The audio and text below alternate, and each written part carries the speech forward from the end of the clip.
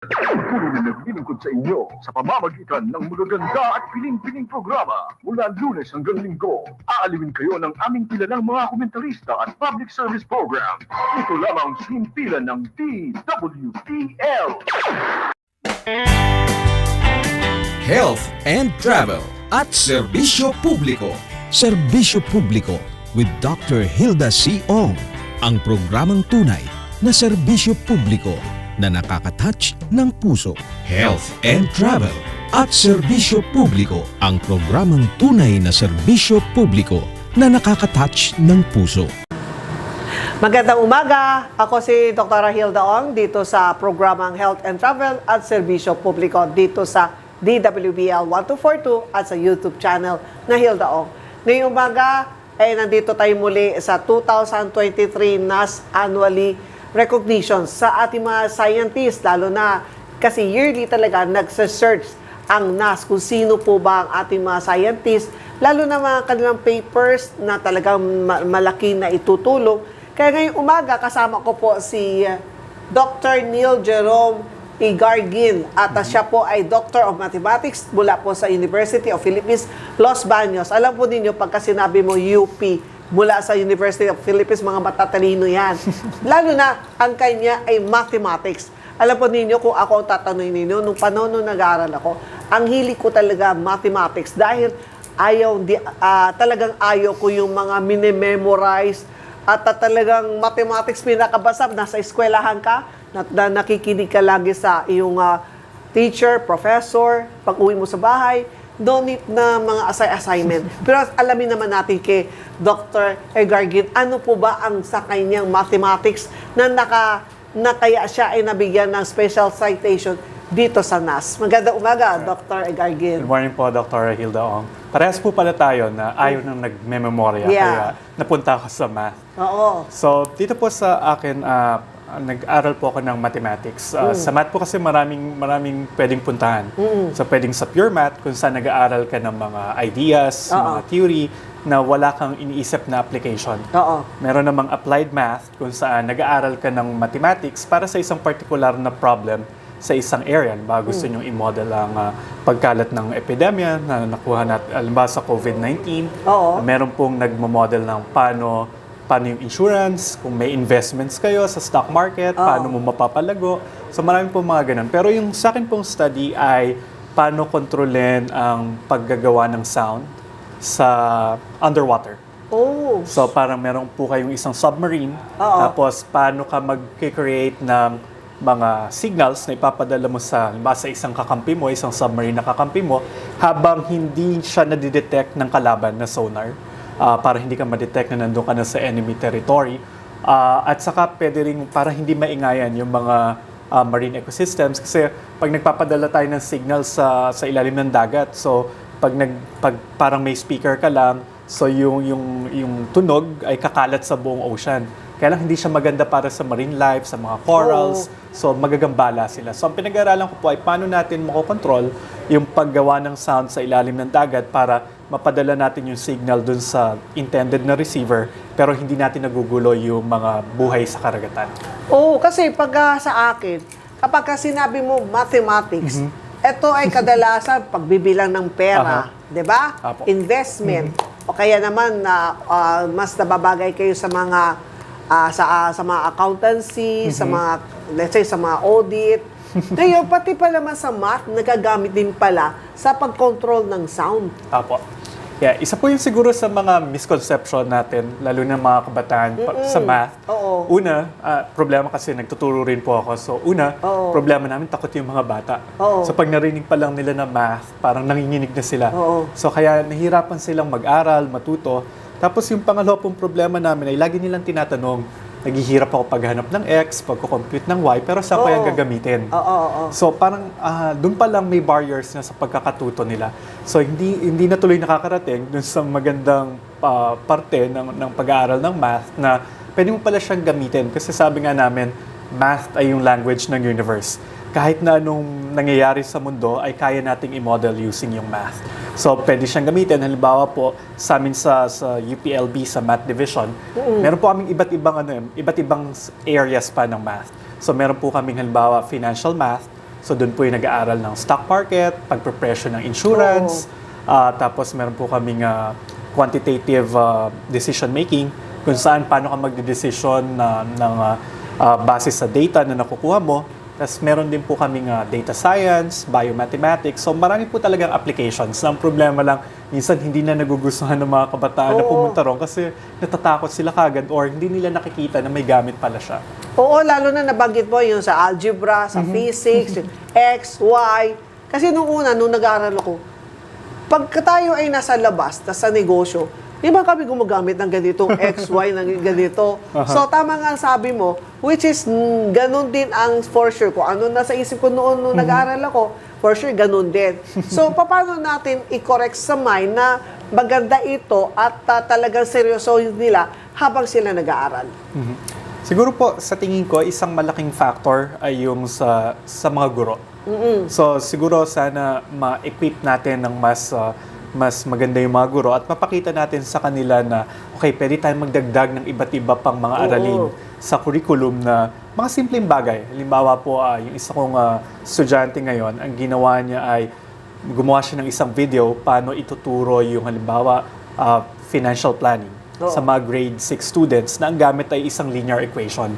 So, kumbaga, ang alam lang natin mag-add, mag-multiply, parang sa tingin natin, okay na yon, tama na yon. Pero pwedeng mo ma-project kung magkano yung matitipid mo, magkano yung maiipon mo, kung marunong ka ng isang formula. Kaya mong gumawa ng isang formula o isang linear equation na tinuturo naman sa high school o sa elementary, pero hindi na-appreciate kasi ng mga bata kasi hindi nila kagad nakikita yung application. So siguro, pag idadagdag natin siya sa curriculum na, okay, ganito yung kukomputin natin at ganito natin siya pwedeng gamitin, mukhang mas ma-appreciate siya ng mga mag-aaral natin. Sa pag-aaral mo dito sa mathematics, pwede din ba ninyo may apply sa ngayon, sa mga lalo na sa mga senior, yung mga nasa age 770 to 80, na paano makakatulong ang math para need sila kaagad-agad nakakaroon ng dementia o Alzheimer disease? Medyo malawak po yung katanungan. So, pero doon po sa aking main field ng specialization, kasi ang pinag-aaralan po namin ay paano kumontrol ng sound. More on sa sound sa iyo. O kaya electromagnetic waves. Yes. So, isa po dun sa mga tinitingnan naming posibleng application ng aming pag-aaral ay paano natin mapapaaga yung detection. So, halimbawa yung mga MRI, mga CT scan. Yan. So, pagka naglagay po ng aparato sa ating ulo or sa ating katawan, nag-e-emit siya ng mga electromagnetic waves. So, iba't ibang waves na meron po mga formula yan. Meron pong equation na nagsasabi sa kanila kung paano gumagana. So, kung maintindihan po natin itong mga equations na to, baka makagawa tayo ng mas murang aparato na kayang mag-detect ng mga deformities o mga problema sa internal organs. So baka po dumating yung panahon na pagka na-polish natin yung math at saka yung medical side, baka pwede tayong magkaroon ng mga apps na lang na gagamitin yung camera o yung signal na ini-emit ng ating cameras o mga cellphones, baka pwedeng sila yung gamitin nating pan-detect. Kasi parang ganun lang naman po yung ginagawa ng mga CT scan at saka mga MRI. Nagdadala sila ng signal, tatama siya sa ating ulo o sa ating mga lamang loob. Tapos meron siyang i-reflect na echo. Tapos yun yung pinag-aaralan ng mga medical practitioners. So kung makokontrol natin yung pagta-transmit ng kuryente, ng electromagnetic waves, baka mas mapadali natin yung detection at makatulong sa mga mas nakakatanda sa ating lipunan. So, sa nakikita mo ninyo, yung sa ganito, dapat talagang magaling sila sa math? Hindi naman po siguro siya kailangan. Kasi ang kailangan lang matyaga. Lagi ko po sinasabi sa mga estudyante ko, okay lang yan. Huwag kayong mawalan ng loob kung sa unang try o unang subok hindi nyo siya magawa. Kasi ganun talaga yun eh. Ang maganda rito yung struggle talaga. So yung pagpupumilit na magawa mo or masolve mo ang isang bagay, yun yung mas kailangan. Kasi sa totoo lang po, hindi naman talaga kaya mong isolve ang isang problema sa isang upuan lang. Halimbawa, nung nag-aaral po ako sa Houston, meron kaming isang problem na sinusolve. Inabot kami ng 6 na buwan para siya sagutin. Tapos, sa 6 na buwan na yun, akala namin na sagutin namin siya, may nakita kaming butas inabot na naman kami ng 1 pang taon. So, Oo. 1 kalahating taon. So, at kami na po yun na nagtatry na magpakadalubasa. So, kung lalo na yung mga nag-uumpisa pa lang, yung mga kabataan, so kung hindi nyo ma-solve yung equation na pinapagawa sa inyo, okay lang yan. Pero huwag kayong mawalan ng loob. Kasi ganun talaga yung proseso eh. Natututo ka dahil sa mga pagkakamali. So, siguro, yun po, hindi kailangan magaling kayo sa math kagad. Nandun lang dapat yung determinasyon at yung kagustuhan talaga na matuto. Kasi sa math, di ba nabanggit natin, ang math, hindi mini-memorize. Dapat alamin mo yung kung ano po ba talaga yung, paano masasabi to, na kung paano yung equation o paano yung, parang intindihin mo lang, once na nakuha mo, mabilis na eh. Apo. 'Di ba? At yan ang magiging yung magiging priority mo sa mga bata na sa mga magulang.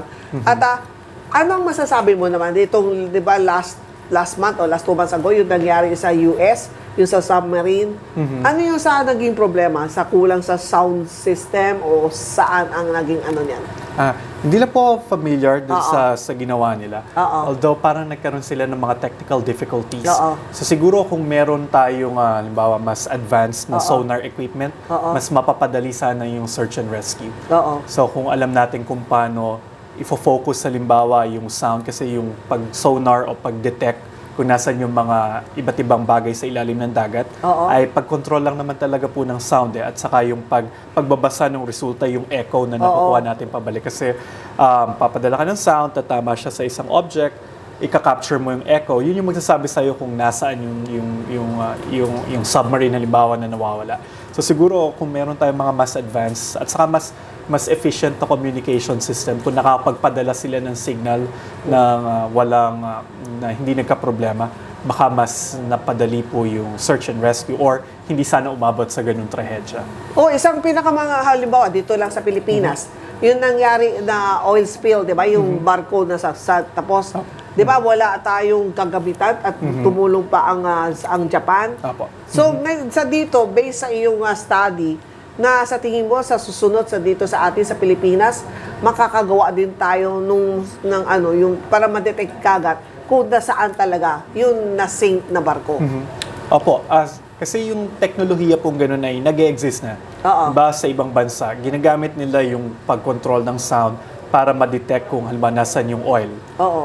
Kung saan sila magmimina ng oil. Para hindi, kasi masyadong mahal. Kapag manguhula ka lang dito, magtatayo ng oil refinery. Dito kukuha ng oil. So, ang ginagawa nila, gumagamit sila ng sound, gumagamit sila ng mask para ma-detect kung saan pwede. So, pwede nating i-retrofit yung teknolohiya na yon para dun sa mga trahedya katulad ng oil spill. At sa kakayahan ng mga Pilipino, kaya-kaya rin naman natin gawin yun. Siguro, dagdag suporta lamang at pondo sa ating mga scientifico. Dito sa mathematics, kasi ngayon ko lang nalaman sa'yo, through mathematics, marami palang pwedeng gawin na hindi ko inakala na pati sa sound kaya pala. So, all throughout nga, kakala ko pero based sa pagko-compute talaga yan. Apo. Ang talagang ginagawa nyo. Opo. So actually, hindi po kami pumupunta dun sa actual na paggagawa. Kasi ang kagandahan po ngayon, interdisciplinary ng halos lahat ng mga pag-aaral. So ang ginagawa po namin ay tinitingnan muna namin kung theoretically pwede ang isang bagay. Kasi imbes na gumawa kagad ng prototype. Kasi parang doon nauubos minsan yung pondo ng isang scientifico eh. Yung paggagawa ng mga prototype na hindi mo pa alam kung gagana or hindi. So ngayon po, yung mga ganong klase ng mga applied scientists, kumukuha na sila ng tulong ng mga mathematicians halimbawa para, computin nyo muna kung gagana to. Kasi para ma-forecast natin kung gumana, tapos i-run natin siya sa isang computer simulation. Tapos pag nakita natin, mukhang gagana siya, saka tayo gagawa ng mga prototype, ng mga paunang mga aparato, so para hindi na nauubos yung pondo sa research. So parang doon po papasok yung mga basic scientists, katulad ng mga mathematicians. Based sa iyong research, nasubukan na ba, nagamit mo itong ginawa mo dito sa inaipakita sa NAS? Kumbaga, na meron na ba gumamit at nasubukan na okay ba? Sa kasalukuyan po, puro ano pa lang siya, numerical simulation sa isang computer. Nagkaroon lang ng problema dahil ang aming pondo rito, kasi ginagawa ko po yung study nung nasa US pa ako. So nagpo-pondo sa amin ay Navy ng US. Kaya lang dahil nagka-problema sa Ukraine, so yung pondo namin ay nalipat sa mas urgent na mga bagay. Pero ngayon po, meron kaming partnership naman with the US Army. Mga drones naman yung gagamitin namin. So, yun naman yung papalipad rin namin. And hopefully by next year siguro, makapagpalipad talaga kami ng mga actual drone na makakapag-communicate using pag-control ng electromagnetic waves na kinompute namin by hand.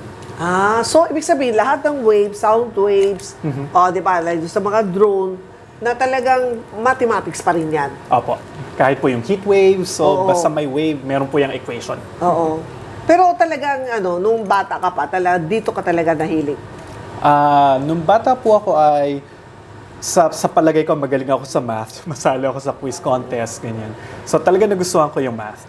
Tapos kaya nung pumasok po ako ng kolehiyo, pinili ko yung math as pag-aaralan ko. Kaya lang nabigla ako. Kasi ibang-iba pala yung pag-aaralan ko nung nakapasok ko sa college. So, mas marami pala siyang mental exercise, maraming proving. Hindi na kami ngayon masyado nagko-compute. Inisip namin, bakit totoo yung mga bagay na ginagawa natin since elementary. Tapos, nung nag-PhD naman po ako, naging mas applied yung ginagawa ko na, okay, ganito pala, dito pala nagagamit yung mga pinaghirapan kong i-compute nung nasa high school ako o nasa college. Na kung hindi ko siya pinagpatuloy at natakot na lang ako, baka hindi ko sila naunawaan. Na base sa iyo dito sa iyong Doctor of Mathematics, talagang nasa isip mo ba o talagang gusto mo talaga makakasama sa NAS? Talagang nasa ano mo na ba na ito nag-aano sa iyo na ay gusto ko rin isang araw makakasama din ako bilang isang awardee ng NAS. Opo naman. So siguro isa yun sa mga pangarap ng kahit na sinong scientific kayong makasama sa NAST at sa mga programa nito. So isa po itong malaking honor para sa akin na napasama sa isang prestigyosong organization na katulad nito. At ano naman ang pwede mo ma-share lalo na sa iyong mga student na sana ikaw ay nakasama dito sa NAS na hopefully sana next sila naman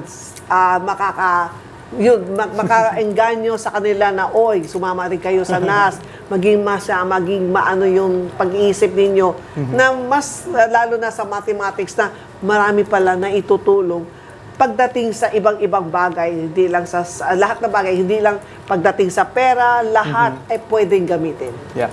Siguro po sa mga mas nakakabata nating mga kababayan na nanonood ngayon, huwag kayong matakot sa math. So, marami tayong pwedeng paggamitan. Huwag kayong ma-discourage kung sa unang sabak nyo ay hindi nyo nasasagutan ng mga problema. Lahat dumaraan sa ganyan. So, magpatuloy lang at i-try nyo lagi na mag-move forward. So, doon naman sa mga early career scientists dyan, pagpatuloy nyo lang yung pagpananaliksik at maging true lang doon sa objectives ng pagiging isang scientifico para sa bayan. So, yun na po. Yan po. At sa ating mga kabataan, lalo na sa mga nag-aaral pa, pagka seryosohin ninyo yung pag-aaral ninyo. Kasi lagi natin sinasabi, yung edukasyon, yun ang magiging kayamanan mo. Yun ang hindi mananakaw sa inyo. At nakikita natin, lahat ng yung paghihirap sa pag-aaral, pagka once na kayo natapos na, yan ang magbabago ng hindi lang buhay mo, buhay ng iyong pamilya. Kaya muli po, ako si Dr. Hilda Ong, dito po sa programang Health and Travel at Serbisyo Publiko. Health and Travel at Serbisyo Publiko. Serbisyo Publiko with Dr. Hilda C. Ong. Ang programang tunay na serbisyo publiko na nakaka-touch ng puso. Health and Travel at Serbisyo Publiko. Ang programang tunay na serbisyo publiko na nakaka-touch ng puso.